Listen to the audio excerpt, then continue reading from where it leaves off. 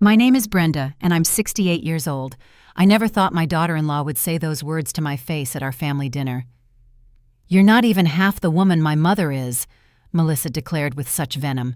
I felt something snap inside me as I pushed my chair back and replied, "Then she can start paying your rent." My son Jason froze his fork suspended mid-air, his face a mask of shock. Let me know where you're watching from and hit that subscribe button. Sometimes even the most patient person has their breaking point. I raised Jason on my own after my husband Richard died in a car accident when our son was just 6 years old. Those early years were incredibly difficult, grieving while trying to be both mother and father to a confused little boy who kept asking when Daddy was coming home. I'd hold him while we both cried, promising that somehow we'd make it through together. I took on 2 jobs to keep us afloat. During the day, I worked as an administrative assistant at a local insurance company. 3 nights a week, I waitressed at a family restaurant where the manager let Jason sit in a corner booth doing homework until my shift ended. There were nights I'd come home so exhausted I could barely climb the stairs to bed, but I never let Jason see my struggle. "We're a team, buddy," I'd tell him, "and teams stick together no matter what." Despite the financial challenges, I managed to save enough for Jason's college education. I clipped coupons, bought clothes at thrift stores, and drove the same car for 15 years. My social life was practically non-existent. Every spare moment and dollar was invested in giving Jason the best life possible. And it was worth it. Jason grew into a kind, thoughtful young man. He excelled in school, especially in computer sciences. We were incredibly close during his teenage years.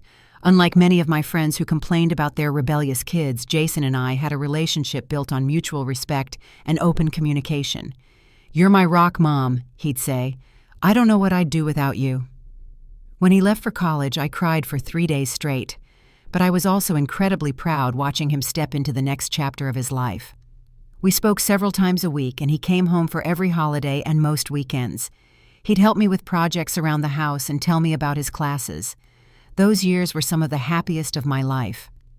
After graduation, Jason landed a good job at a tech startup in the city, about 30 miles from my modest suburban home. He'd still come over every Sunday for dinner, sometimes bringing friends or colleagues. I loved hearing about his growing career and watching him find his place in the world. Then he met Melissa. I still remember the first time he brought her home. She was undeniably beautiful, tall and slim with perfectly styled blonde hair and an expensive-looking outfit. But something about her smile didn't quite reach her eyes as she scanned my living room. "Your home is so quaint," she said in a tone that made it clear quaint wasn't a compliment. Over dinner, she spoke mostly about herself, her job in marketing her fitness routine, her trips to Europe. When Jason proudly mentioned how I'd worked 2 jobs to put him through college, Melissa merely nodded and quickly changed the subject to her own parents' country club membership. "My mother sits on 5 charity boards," she mentioned. "She's quite the community leader in Westwood Heights." I tried to give her the benefit of the doubt. First meetings can be awkward, and perhaps she was just nervous. But as the weeks passed and Jason brought her around more frequently, a pattern emerged. She was polite but distant with me, and I noticed subtle ways she tried to improve Jason, suggesting different clothes, correcting his grammar, raising her eyebrows when he mentioned enjoying video games or sci-fi movies. "He's always been such a nerd," she said once with a laugh that made it sound more like an insult than endearment. 8 months after they started dating, Jason called with news that knocked the wind out of me. "Mom, we're engaged. We're getting married in June." It seemed rushed, but who was I to question love? I wanted to be supportive, so I threw myself into helping with wedding preparations. Melissa, however, had other ideas. "We're going for a certain aesthetic," she said, dismissing my offer to bake the cookies my late mother-in-law had made for my wedding. "And we've already hired a professional planner." The wedding was an elaborate affair at an exclusive country club, far more extravagant than I thought Jason would want. I later learned they'd put most of it on credit cards because Melissa insisted they couldn't possibly cut back on the champagne fountain or the 8-piece band. After the honeymoon, I saw less and less of my son. When I called, Melissa often answered and explained that Jason was too busy to talk. Sunday dinners became monthly, then occasional. When they did visit, Jason seemed different, more reserved, less likely to laugh at our old jokes. He wore expensive clothes now and talked about renovations to their new house promotions he was pursuing and the right schools for children they didn't even have yet. The financial troubles began about a year into their marriage. They'd purchased a house in an upscale neighborhood with a mortgage that made my stomach clench when Jason mentioned the amount. Then came the luxury cars, designer furniture, and lavish vacations documented meticulously on Melissa's social media. "Mom, I hate to ask," Jason said one Sunday afternoon while Melissa was powdering her nose, "but could you lend us a little to get through the month? The property taxes were higher than we expected." That little turned out to be $3,000. I dipped into my retirement savings, telling myself it was just a one-time thing, but it wasn't. Over the next 2 years, the requests became more frequent. Sometimes Jason asked directly. Other times he'd mention financial pressure, until I offered help. I couldn't bear to see him struggle, even though I suspected Melissa's spending was a significant part of the problem. With each loan, I felt our relationship shifting.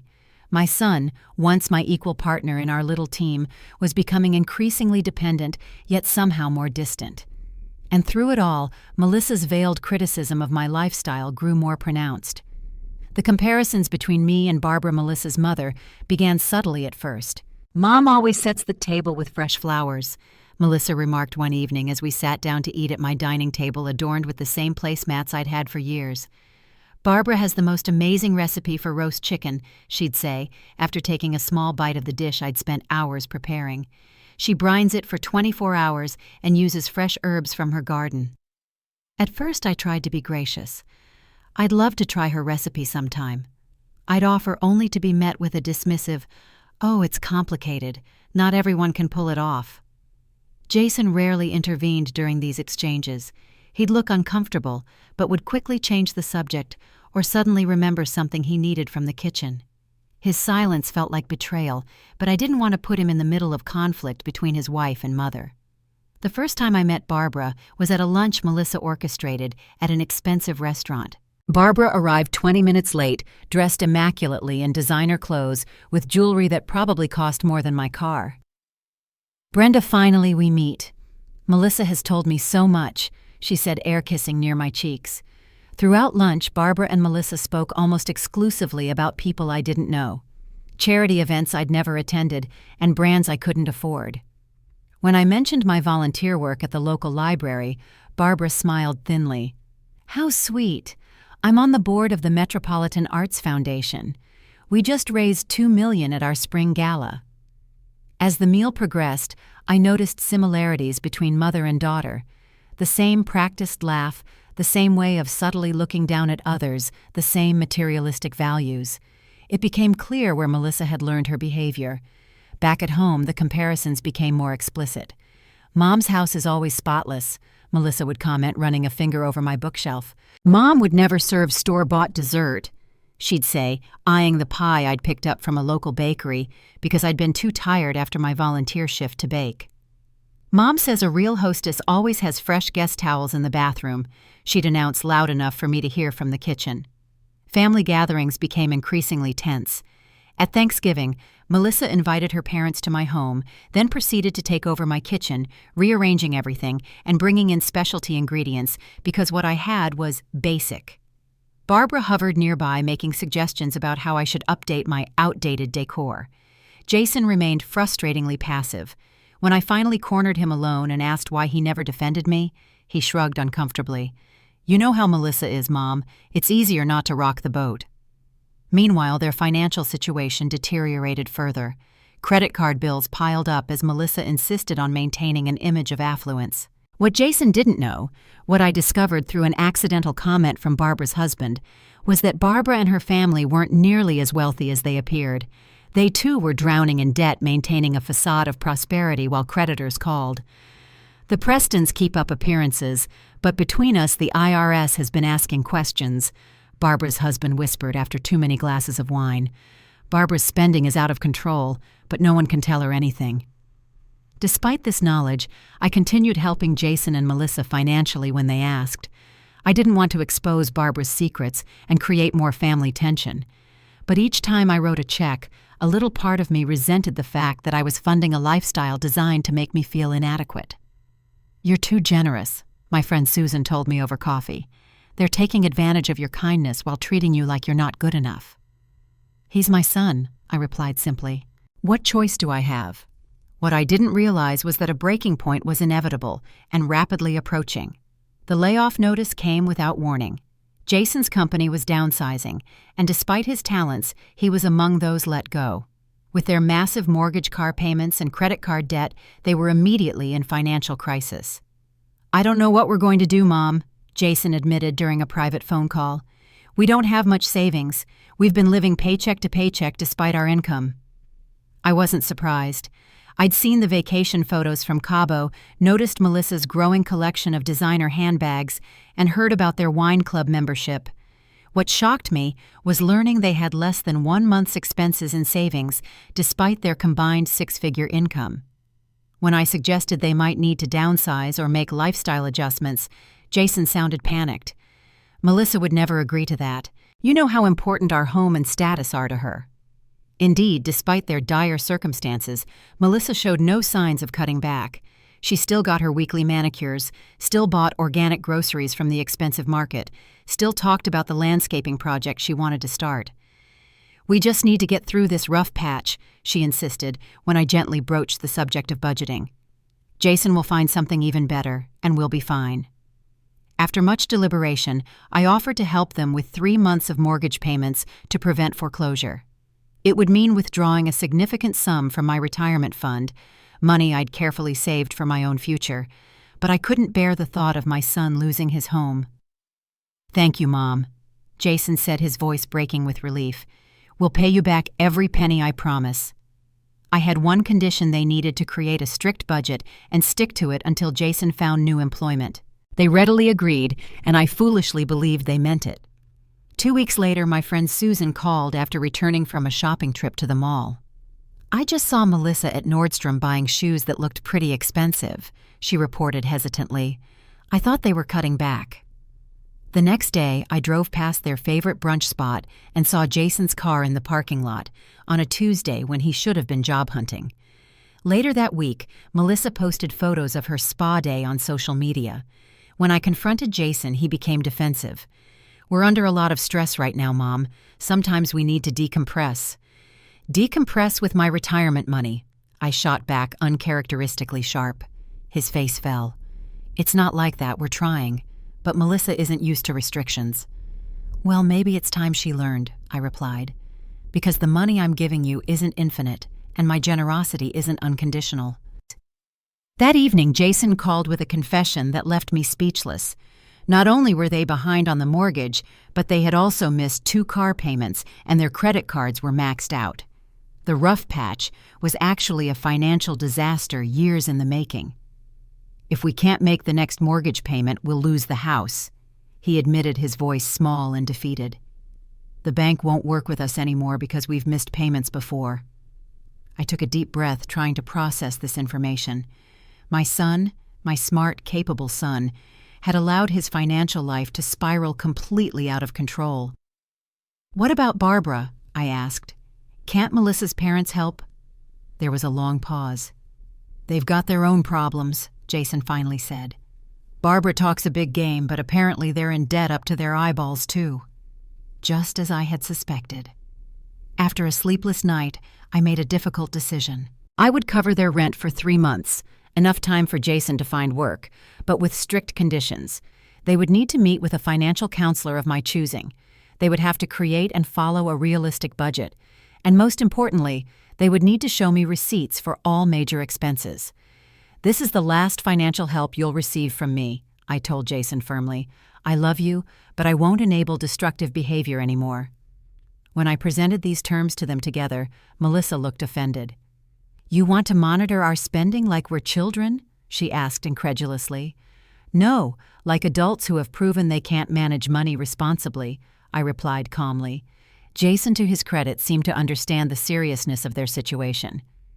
It's fair, Melissa. Mom is helping us when she doesn't have to. Melissa grudgingly agreed, but her parting comment revealed her true feelings. If my mother had the money, she'd help us without all these strings attached. I bit my tongue, resisting the urge to point out that Barbara's financial advice was exactly what had gotten them into this mess in the first place. The thank you dinner was Melissa's idea, though I suspected Jason had pushed for it. They invited me to their home, the home I was now helping to pay for what Melissa described as a special evening to show our appreciation. From the moment I arrived, something felt off. The house was spotlessly clean with fresh flowers on every surface. Melissa wore a new dress I'd never seen before, and expensive candles flickered throughout the dining room. It all felt like a performance rather than a genuine expression of gratitude. "You shouldn't have gone to so much trouble," I said, noting the elaborate table setting that featured what looked like new crystal glasses. "Nothing's too good for family," Melissa replied with a tight smile. "Mom always says presentation is everything." And there it was, the first mention of Barbara. I should have known it wouldn't be the last. Throughout the appetizer course, Melissa peppered the conversation with references to her mother. "Mom sent us the most gorgeous silver serving tray last week," and "Mom's interior decorator friend is giving us a special rate on new drapes," and "Mom always says good olive oil is worth the splurge." Jason sat quietly, occasionally nodding or adding a brief comment. He seemed uncomfortable but unwilling to redirect the conversation. I noticed he refilled his wine glass several times within the first hour.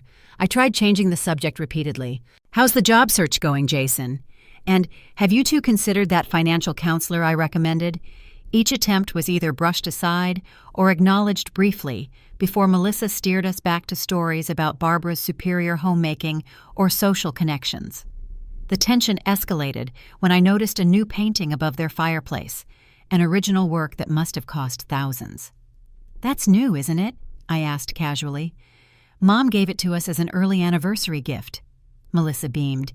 "She knows the artist personally. It's worth at least $10,000, but Mom got it for a steal." I couldn't help myself. "That's quite generous, especially given your current financial situation." The room temperature seemed to drop 10 degrees. "What's that supposed to mean?" Melissa asked, her voice sharp. "Just that art seems like a luxury when you're struggling to pay your mortgage," I replied evenly. "We're not charity cases," Melissa snapped. "Mom understands the importance of maintaining certain standards even during temporary setbacks." "Standards won't keep a roof over your head," I countered. "Practical financial decisions will." Jason cleared his throat nervously. "Let's not talk about money tonight. This dinner is supposed to be about thanking Mom for her help." "Yes," Melissa agreed with false brightness. "We're so grateful for the loan." "It's not a loan," I corrected gently. "It's a gift, but with the understanding that you'll make changes to avoid needing this kind of help again." Melissa's face flushed. "We don't need financial advice from someone who shops at discount stores and drives a 10-year-old car." "Melissa," Jason warned. "No, I'm tired of pretending," she continued, her voice rising. "Your mother thinks she knows everything about managing money, but look at how she lives. My mother would never settle for such a basic lifestyle." "Your mother lives beyond her means," I replied, struggling to maintain my composure. "That's not something to aspire to." "How dare you?" Melissa stood up, her napkin falling to the floor. "My mother has class and sophistication that you couldn't even understand. She's respected in her community. People actually want to be around her." Jason put his head in his hands. "Please, can we just have a nice dinner?" "No, Jason. I want to know why your mother thinks she can judge my family when she's accomplished so little in her life," Melissa continued, fully unleashed now. "She raised one child in a mediocre house with mediocre things and thinks that makes her some kind of expert on life." The room went silent for a moment. I could feel my heart pounding in my chest, a lifetime of unspoken words fighting to break free. Melissa delivered the final blow. "You're not even half the woman my mother is. You never will be." Something inside me snapped. Years of subtle insults of watching my son change under Melissa's influence of giving and giving while being treated as less than, it all crystallized into a moment of absolute clarity. I pushed my chair back and stood up slowly. "Then she can start paying your rent," I said, my voice surprisingly steady. Jason froze, his fork suspended midair. Melissa's mouth opened and closed like a fish out of water. "What did you just say?" she finally sputtered. I said if Barbara is such an amazing woman, so superior to me in every way, then she can start paying your rent, and your car payments, and all the other bills I've been covering while you buy artwork and new dresses. Mom, please, Jason began, but I held up my hand. No, Jason. I've been quiet for too long. I've watched you both live beyond your means while looking down on how I choose to live within mine. I've listened to constant comparisons to Barbara, wonderful Barbara with her charity boards and designer clothes and sophisticated friends. But here's what I haven't heard. I haven't heard about Barbara offering any real help when you lost your job. Melissa's face had gone from red to white. Our financial situation is none of your business. I laughed without humor. It became my business when you asked me to fund it, when you took my retirement money to maintain a lifestyle you can't afford. We never asked for your judgment, Melissa shot back. No, you just wanted my checkbook, with no questions asked and no expectations of responsible behavior in return. I turned to Jason, whose face showed a mixture of shame and shock. I raised you better than this, Jason. I taught you the value of hard work, of living honestly within your means. What happened to that man? I'm still here, Mom, he whispered. Are you because the son I raised wouldn't sit quietly while his wife disrespected his mother in their home, a home I'm currently paying for? Melissa began to cry, but the tears seemed more from frustration than remorse. You're being cruel. No, Melissa. Cruel is taking advantage of someone's generosity while treating them as inferior. Cruel is comparing me unfavorably to your mother when I'm the one actually helping you. If Barbara is so wonderful, so accomplished, so sophisticated, why isn't she the one paying your bills? The question hung in the air, unanswered and damning. I'll make this simple. I continued, reaching for my purse. You have a choice to make. You can continue receiving my financial help, which comes with my involvement and expectations of responsible behavior. Or you can decline my help and maintain your independence and your right to live however you choose without my input. I placed my napkin on the table and stepped back. Think about it carefully. Your next mortgage payment is due in 2 weeks. As I walked toward the door, Jason finally found his voice. Mom, wait. Don't leave like this. I turned back one last time. I love you, Jason. I always will. But love doesn't mean being a doormat. It's your decision now, both of you. I drove home with shaking hands, but a surprisingly calm heart. For the first time in years, I had spoken my truth without filtering it through fear of losing my son. Whatever happened next would be up to them. The aftermath was predictably chaotic. Jason called 11 times that night. I let the calls go to voicemail, needing time to process my own emotions. His messages ranged from angry, "How could you embarrass us like that?" to pleading, "Please, Mom, we need to talk about this," to desperate, "We don't know what we're going to do without your help." Melissa sent a text that simply read, "You've made your point. Can we move past this now?" The audacity of assuming we could just move past years of disrespect and financial irresponsibility without any meaningful change told me everything I needed to know about her mindset. The next morning, I called Jason back. "I'm ready to talk if you are," I said when he answered. We agreed to meet at a coffee shop, neutral territory. When he arrived, I barely recognized my son. His eyes were red-rimmed, his clothes rumpled, his usual confident posture replaced by a defeated slump. "Melissa and I fought all night," he admitted after ordering coffee. "She wanted me to convince you to continue helping us without any conditions." "And what do you want?" I asked quietly. He stared into his coffee cup for a long moment. "I don't know anymore, Mom. Everything's such a mess. Our finances, our marriage. I feel like I've lost myself somewhere along the way." "You have," I said gently. The Jason I raised wouldn't have sat silently while anyone spoke to me the way Melissa did. He wouldn't have lived so far beyond his means that he needed to depend on his retired mother. Tears welled in his eyes. "I know. I'm ashamed." We talked for hours, really talked in a way we hadn't since before he met Melissa. He confessed that their lifestyle had been built on shifting sands from the beginning, credit card debt loans from friends' minimum payments that barely touched the principal. He admitted feeling trapped by Melissa's expectations and intimidated by her family's apparent sophistication. "I wanted to be good enough for her," he explained, "to give her the life she was used to." But it wasn't real, Jason. Even Barbara's lifestyle isn't real. It's all smoke and mirrors built on debt. He nodded slowly. I realize that now. But what do? Melissa refuses to downsize. She says it would be humiliating. I took his hand across the table. More humiliating than losing everything, than being in your 40s with no savings and no stability. This path leads nowhere good, Jason. I know, he whispered.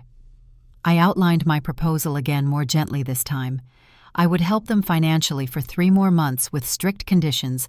They would meet with a financial counselor, create a realistic budget based on Jason's unemployment benefits and Melissa's part-time income, and begin looking for more affordable housing. You can't afford that house even if you find a new job tomorrow, I explained. The mortgage is simply too high for your actual income, not the income you wish you had. Melissa will never agree, he said miserably.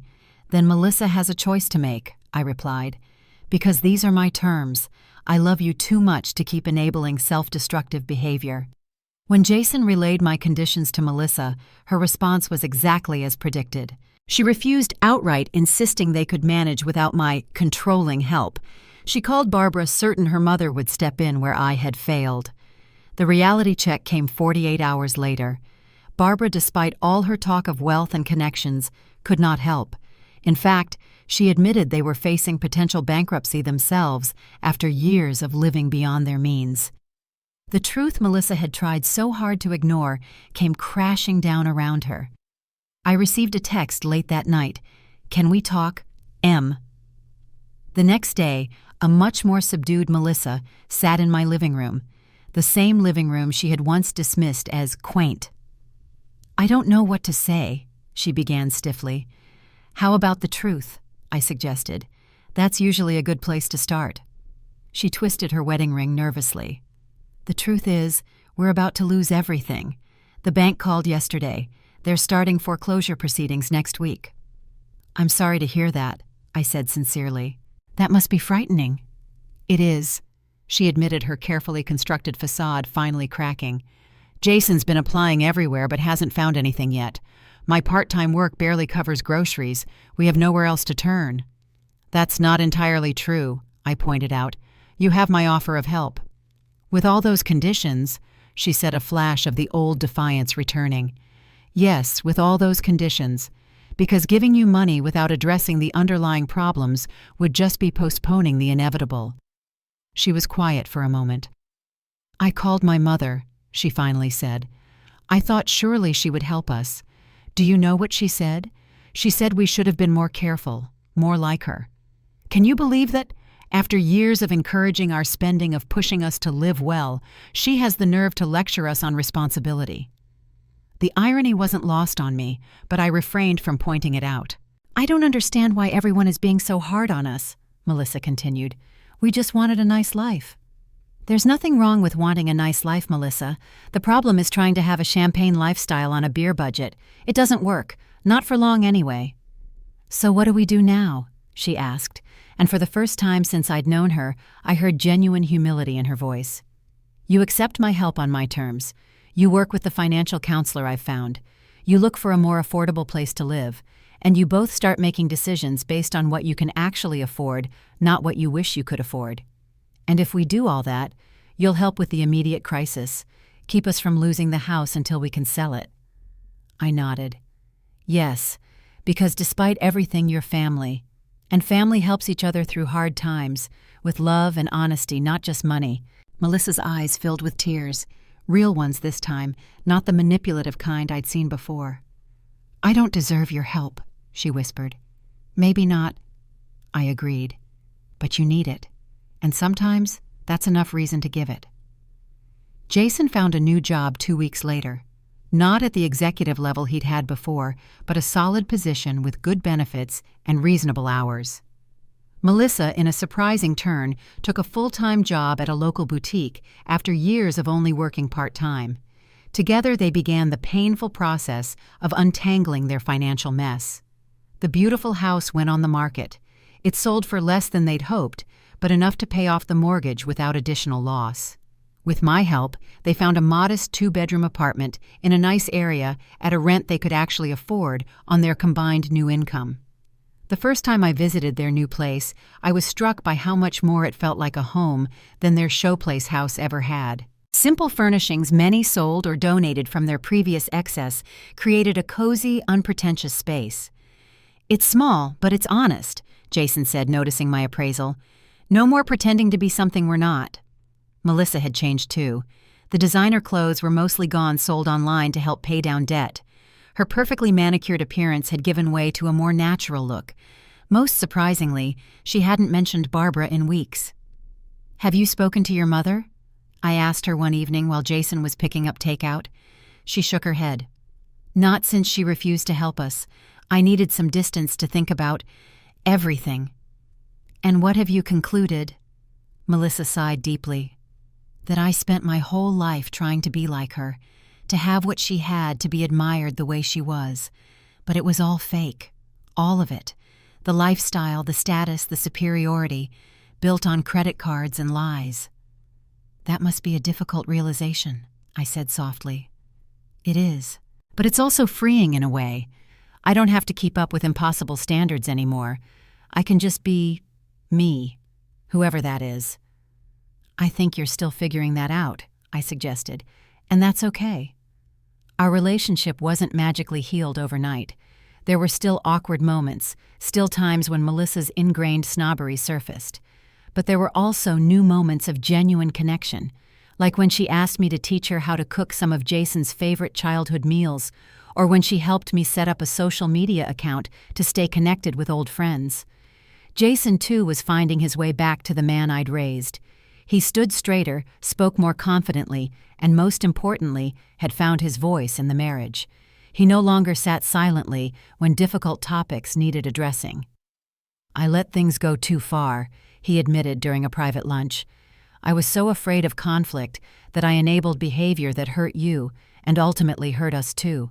I'll never make that mistake again." 6 months after the fateful dinner, they invited me over for a home-cooked meal, truly cooked by them, not catered or elaborate, just simple food made with care. As we sat around their small dining table, the conversation flowed easily for perhaps the first time ever. "We have some news," Jason said, reaching for Melissa's hand. "We're expecting." My heart swelled with joy. "A baby. Oh, that's wonderful."